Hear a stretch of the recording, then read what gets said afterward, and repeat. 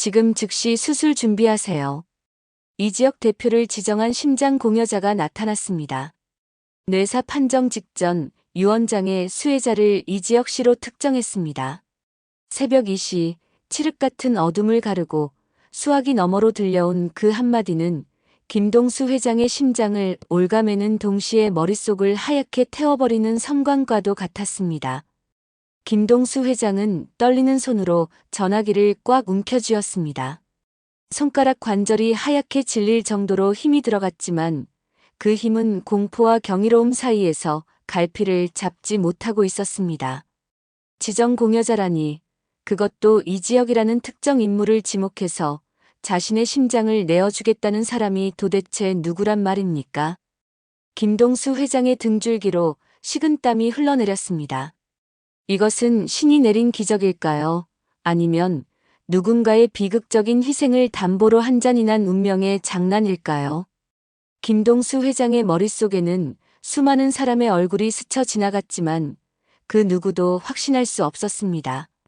이 숨막히는 긴박함 속에서 이야기는 이 모든 비극과 기적의 시작점이었던 며칠 전 이지혁이 김동수 회장의 저택문을 두드리던 그 순간으로 거슬러 올라갑니다. AP그룹의 회장이었던 김동수 회장의 거대한 저택 안집무실 앞에는 평소와는 다른 무겁고 습한 공기가 감돌고 있었습니다. 이지혁은 문고리를 잡은 채 한참을 서성였습니다.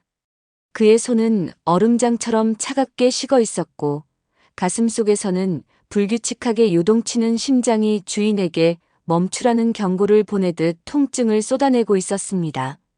이지혁은 넥타이를 살짝 느슨하게 풀며 깊은 숨을 몰아쉬었습니다. 폐부 깊숙한 곳까지 공기를 밀어넣으려 애썼지만 숨은 턱 끝에서 맴돌 뿐이었습니다. 이지혁은 마치 사형 선고를 받으러 가는 죄수처럼 혹은 전장에 나가는 장수처럼 비장한 표정으로 문을 열고 들어섰습니다. 회장님, 저 드릴 말씀이 있어 왔습니다. 김동수 회장은 산더미처럼 쌓인 결제 서류에서 눈을 떼지 않은 채 익숙한 발걸음 소리만으로도 그가 누구인지 단번에 알아차리고는 인자한 미소를 지으며 고개를 들었습니다. 김동수 회장에게 이지혁은 단순한 부하 직원이 아니었습니다. 자신의 젊은 날을 투영한 분신이자 아들보다 더 깊은 신뢰를 주는 존재였습니다. 어서 오게, 이지혁 대표.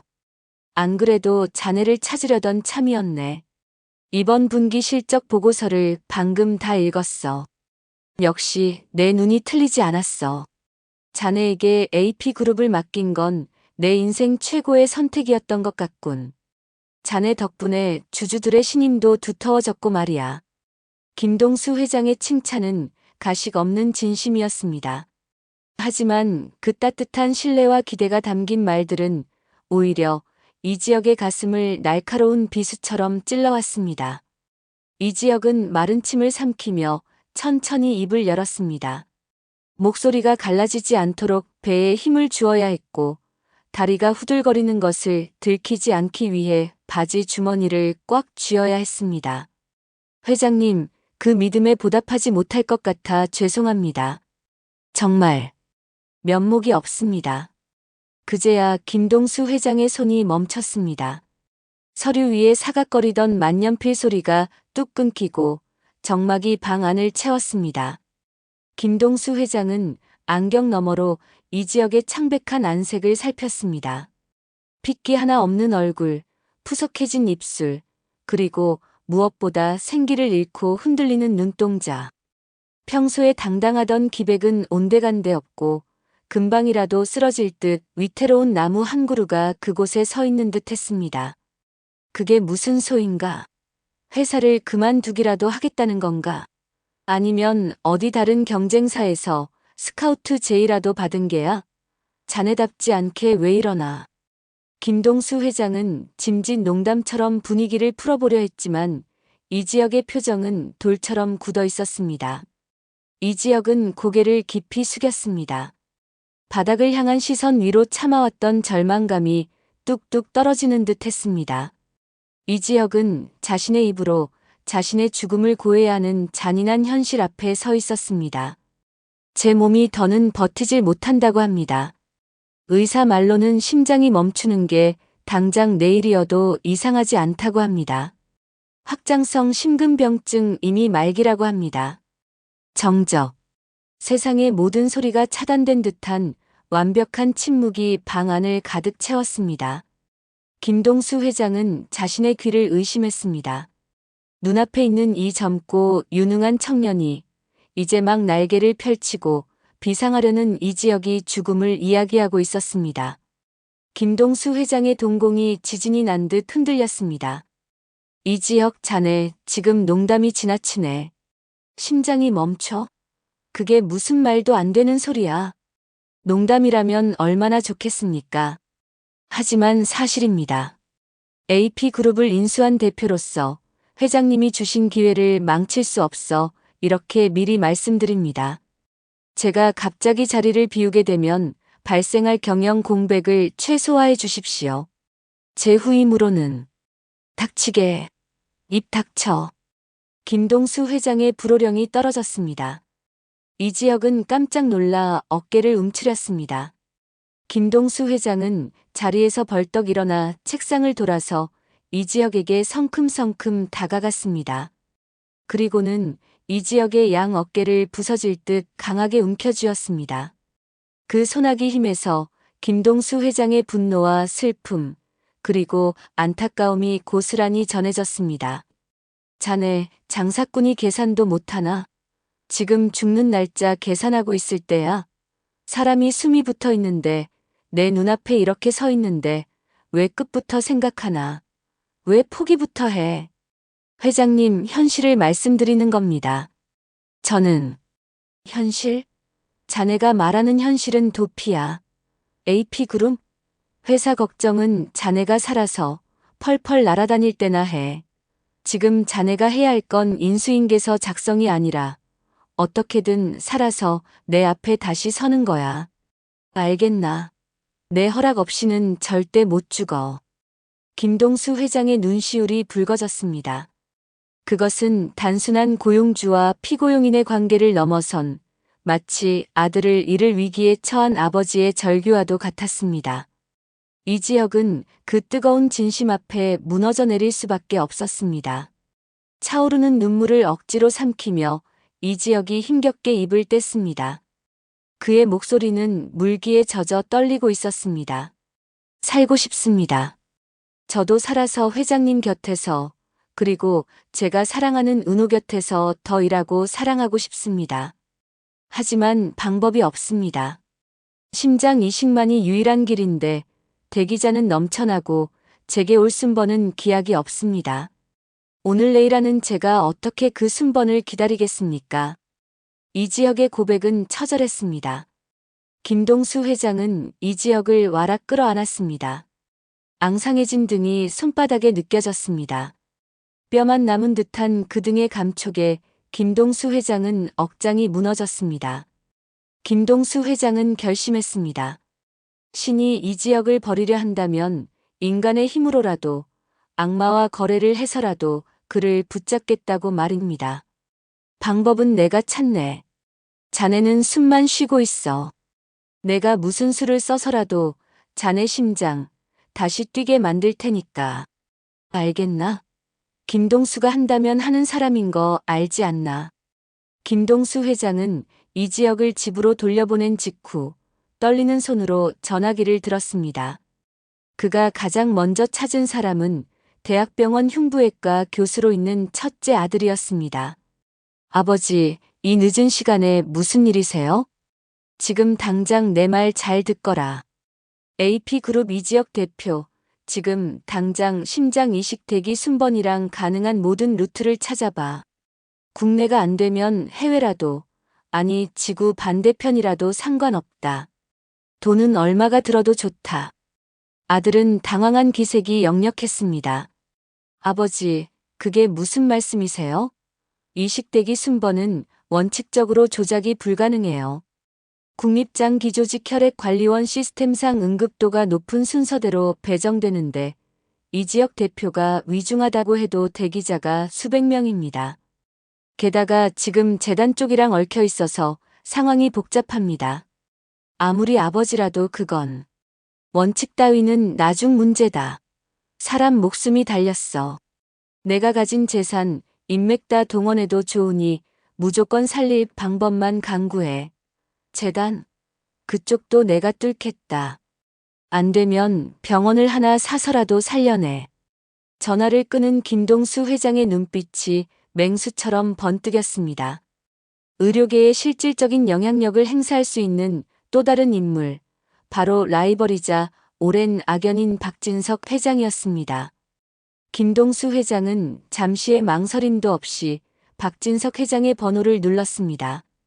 과거의 앙금이나 자존심 따위는 개입할 틈이 없었습니다. 이 지역을 살릴 수만 있다면 무릎이라도 꿇을 기세였습니다. 박 회장, 늦은 시간에 미안하네. 나 김동수일세. 수화기 넘어 박진석 회장의 목소리는 의아함으로 가득 차 있었습니다. 평소 서로 못 잡아먹어서 안달이던 사이였기에 이 밤중의 전화는 더욱 기이했을 것입니다. 김 회장님, 해가 서쪽에서 뜨겠군요. 별일이시군요. 이 밤중에 직접 전화를 다 주시고. 박 회장, 내가 자네에게 빚 하나 지겠네. 아니, 평생 갚지 못할 부탁을 하나 해야겠어. 내 자존심 다 내려놓고 하는 부탁일세. 김동수 회장은 구차한 설명 없이 바로 본론으로 들어갔습니다. 이 지역의 상태가 얼마나 위중한지, 그리고 그를 살리기 위해 박진석 회장이 가진 의료재단 네트워크의 도움이 얼마나 절실한지 토로했습니다. 이야기를 듣던 박진석 회장의 표정이 점점 굳어졌습니다. 수화기를 든 박진석 회장의 손이 미세하게 떨렸습니다. 이 지역 성재의 친구, 그 아이가. 박진석 회장의 뇌리에 과거의 기억이 주마등처럼 스쳐 지나갔습니다. 어린 시절 자신의 아들 박성재가 가장 아끼던 친구이자 가난하지만 명석했던 소년.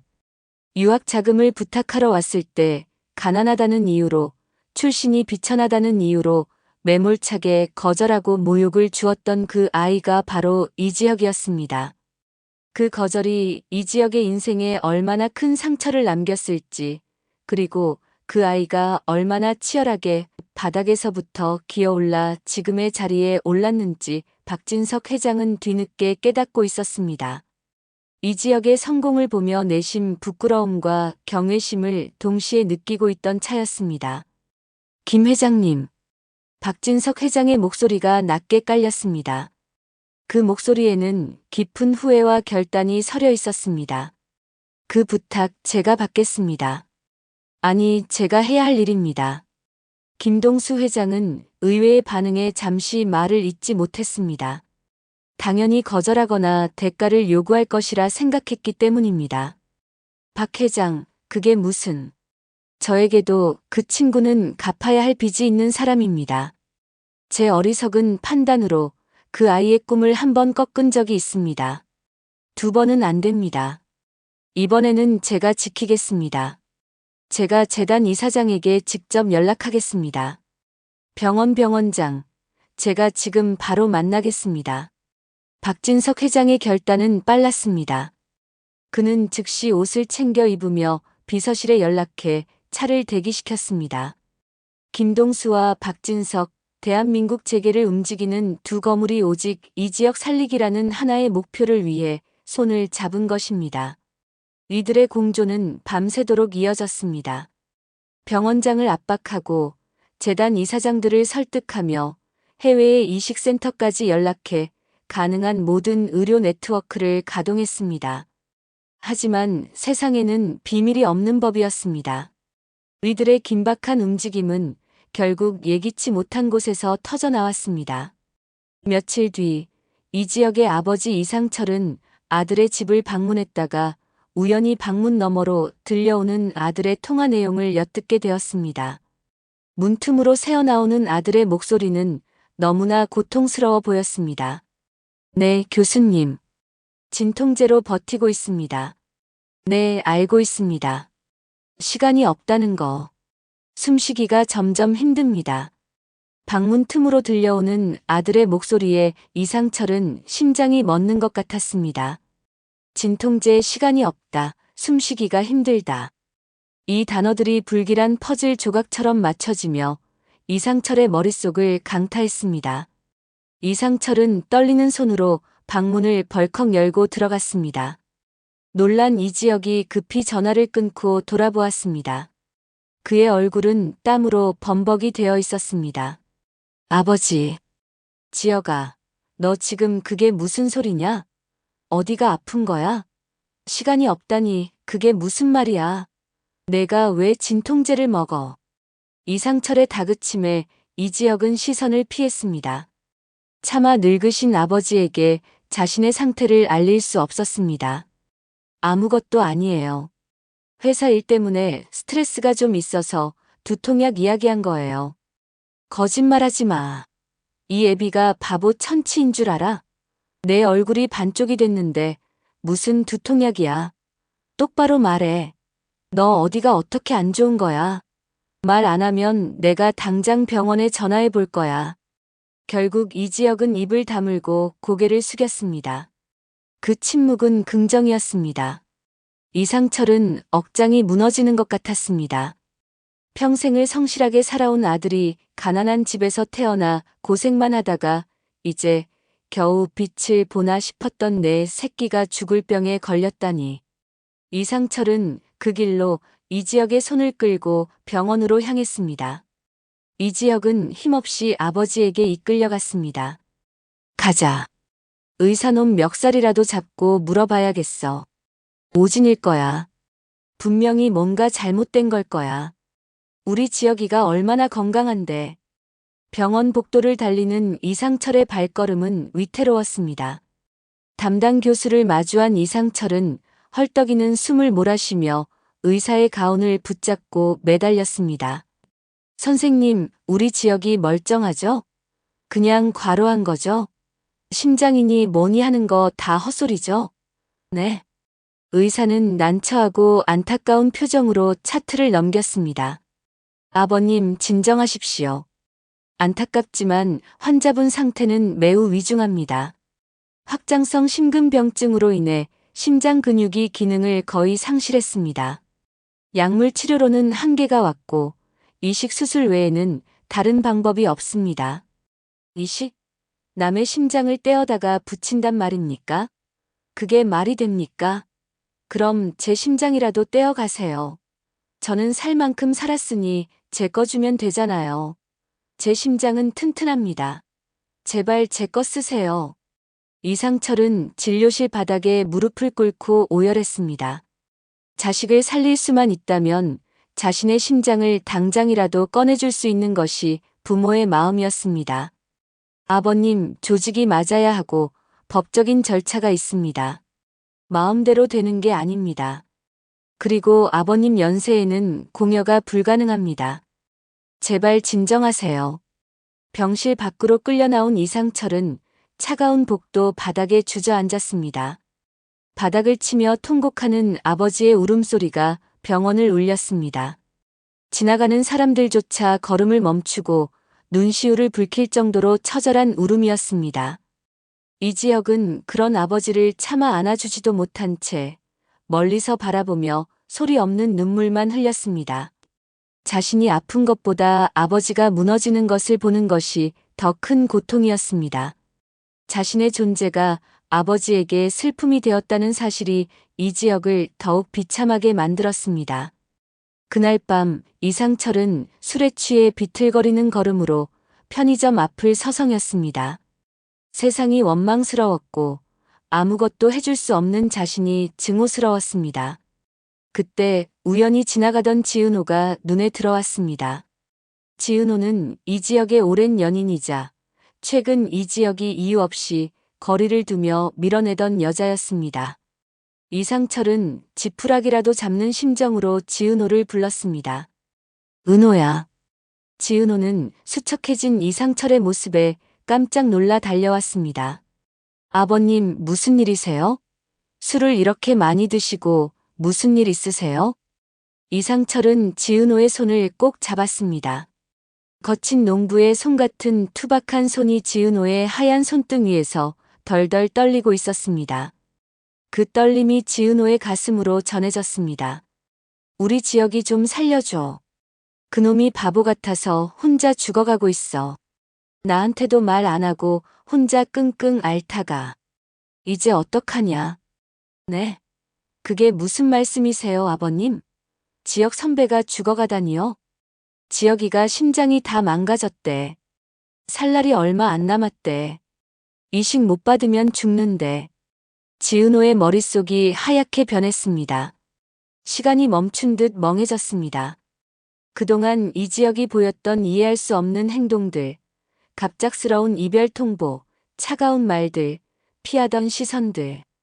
그 모든 것이 퍼즐처럼 맞춰졌습니다. 그것은 사랑이 식어서가 아니라 자신이 죽어가는 모습을 보여주기 싫어서 남겨질 연인이 받을 상처를 줄여주기 위한 가장 아픈 사랑 고백이자 배려였습니다. 지은호의 눈에서 주체할 수 없는 눈물이 댐이 무너지듯 터져 나왔습니다. 바보, 진짜 바보. 왜 혼자 그래, 왜? 지은호는 그 길로 휴대폰을 꺼내 들었습니다. 손가락이 덜덜 떨려 제대로 버튼을 누르기도 힘들었습니다. 그녀가 전화를 건 상대는 한우진이었습니다. 이 지역의 친구이자 라이벌 그리고 지은호를 오랫동안 짝사랑해온 또 다른 운명의 축을 담당하고 있는 남자였습니다. 여보세요. 전화기 너머 한우진은 지은호의 울음 섞인 목소리에 단번에 심각성을 감지했습니다. 평소 냉철하던 지은호가 이렇게 무너진 적은 없었기 때문입니다. 왜 그래? 무슨 일 있어? 누가 널 괴롭힌 거야? 지역 선배가 죽는데. 심장이 안 좋대. 이식 못 받으면 끝이래. 어떻게, 나 어떻게, 방법이 없을까? 한우진은 아무 말도 할 수 없었습니다. 전화기를 든 손이 굳어버렸습니다. 이 지역, 평생의 라이벌이자 넘어야 할 산이었던 그가 죽는다니. 한우진은 전화를 끊고 자신의 가슴에 손을 얹었습니다. 쿵, 쿵, 쿵. 규칙적으로 뛰고 있는 자신의 심장 박동이 오늘따라 유난히 크고 거슬리게 느껴졌습니다. 이 지역의 심장은 멈춰가는데 자신의 심장은 이렇게나 건강하게 뛰고 있다는 사실이 묘한 죄책감마저 불러일으켰습니다. 한우진의 눈빛에 묘한 결의가 스쳤습니다. 그는 책상 서랍 깊숙한 곳에서 서류 한 장을 꺼냈습니다. 그것은 오래전 작성해둔 장기 기증 희망 등록증이었습니다. 그리고 그 아래에 덧붙여진 자필 메모 하나. 만약 내게 무슨 일이 생긴다면 1순위는 반드시 이 지역에게. 하지만 그는 아직 살아있습니다. 멀쩡히 살아있는 사람의 심장을 줄 수는 없는 노릇이었습니다. 그러나 운명의 수레바퀴는 잔인하게도 그 순간을 기다리고 있었습니다. 한우진은 서류를 물끄러미 바라보다가 무언가 결심한 듯 자리에서 일어났습니다. 그리고 다시 현재. 김동수 회장에게 걸려온 그 전화. 지정 공여자가 나타났다는 소식. 병원은 발칵 뒤집혔습니다. 이 기적 같은 소식에 의료진들이 긴박하게 움직이기 시작했습니다. 이 지역은 영문도 모른 채 수술실로 이동할 준비를 해야 했습니다. 김동수 회장과 박진석 회장, 그리고 눈물범벅이 된 이상철과 지은호가 수술실 앞 복도로 모여들었습니다. 이 지역이 이동식 침대에 누운 채 복도를 지나갈 때 김동수 회장이 그의 손을 꽉 잡았습니다. 지역군, 들었지? 하늘이 널 돕는 거야. 누군가가 널 살리라고 너를 꼭 집어서 심장을 주고 갔어. 그러니 너는 반드시 살아야 해. 알겠나? 그 사람 목까지 살아야 해. 이 지역은 산소호흡기 아래로 희미하게 미소 지으며 고개를 끄덕였습니다. 하지만 그의 눈은 불안하게 주위를 살피고 있었습니다. 살 수 있다는 안도감보다 누군가의 희생 위에 자신이 선다는 죄책감, 그리고 혹시라도 자신이 아는 누군가가 잘못된 것은 아닐까 하는 두려움이 엄습했습니다. 그때 수술실로 들어가던 의료진 중 한 명이 차트를 확인하며 동료 의사에게 지나가듯 말했습니다. 공여자분 신원 최종 확인됐고 적출 수술 들어갑니다. 뇌사자분인데 아주 건강한 심장이라 다행입니다. 그런데 공여자분이 사고 직후 병원에 실려오면서도 그리고 생전에 유언장에도 이지혁 씨를 특정해 두셨다더군요. 정말 대단한 인연입니다. 그 말을 옆에서 들은 지은호의 심장이 덜컥 내려앉았습니다. 유언장에 이지혁을 특정했다? 그런 사람이 누가 있단 말인가. 그녀의 시선이 다급하게 주위를 훑었습니다. 김동수 회장, 박진석 회장, 아버지 이상철. 모두가 있는데 단 한 사람. 이지혁을 가장 잘 알고 이지혁을 위해 무엇이든 할 수 있는 또 한 사람. 한우진이 보이지 않았습니다. 설마 한우진? 아니지. 아니라고 말해줘. 지은호는 떨리는 손으로 다시 한우진에게 전화를 걸었습니다. 신호음은 길게 이어졌지만 끝내 받는 사람은 없었습니다. 불길한 예감이 등줄기를 타고 올라왔습니다. 고객님이 전화를 받지 않아. 안내 멘트가 지은호의 절망을 확인사살하는 듯 했습니다. 수술실 앞 전광판에 수술 중이라는 붉은 등이 켜졌습니다. 그 붉은 빛이 마치 누군가의 생명이 타오르는 마지막 불꽃처럼 혹은 누군가의 피처럼 선명하게 보였습니다.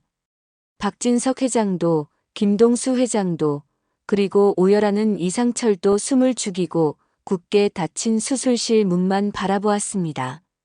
누군가의 죽음으로 얻게 된 생명.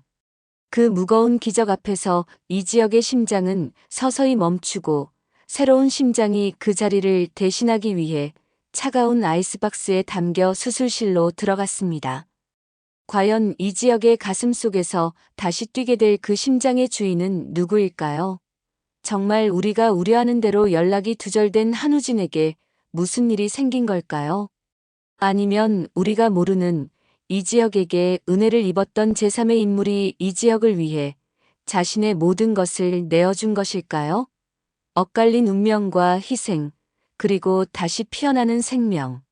생과 사가 교차하는 수술실, 그 닫힌 문 뒤에서 벌어지는 기적과 슬픔의 이야기는 이제 막 클라이맥스를 향해 달려가고 있습니다. 이지혁은 과연 건강하게 눈을 뜰 수 있을지, 그리고 그에게 새 생명을 준 공여자의 충격적인 정체는 누구인지 다음 이야기에서 모든 진실이 밝혀집니다. 오늘의 이야기는 여기까지입니다.